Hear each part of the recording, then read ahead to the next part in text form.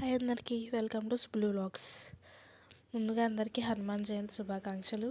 ఇవాళ మా ఇంట్లో పచ్చడి పెట్టారనమాట. 2 డేస్ ముందే మామిడికాయలు కట్ చేసి ముక్కలు ఎండలో పెట్టాలంట.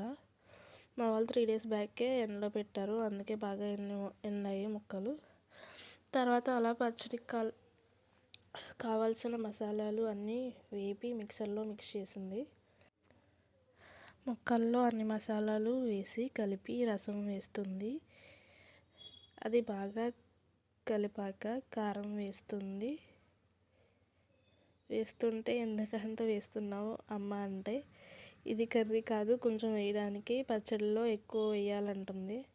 తర్వాత ఆయిల్ వేసింది. కారం సరిపోలేదంట, ఇంకా వేయమన్నారు. నెక్స్ట్ వెల్లుల్లి వేసింది. బాగా కలిపి ఆయిల్ వేడిగా ఉందని గరిటెతో కలిపారు. టేస్ట్ చేయమంటే మా అమ్మ సూపర్గా ఉంది అంటుంది.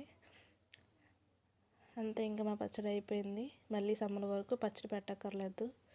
అయిపోయాక బాక్స్లో షిఫ్ట్ చేశారు. ఒక 2 డేస్ తర్వాత ఫ్రిడ్జ్లో పెట్టుకోవాలంట. ఇంతక పచ్చడి ఎవరో కలిపారో చెప్పలేదు కదా, మా పెదనాన్నమ్మ కలిపారు. ఎప్పుడు మాకు పచ్చడి కలిపినా మా పెదనాన్నమ్మే పెడుతుంది. సో ఇవాళకి ఇంతే గాయస్, బాయ్. వెళ్ళే ముందు సబ్స్క్రైబ్ చేసుకోండి ప్లీజ్.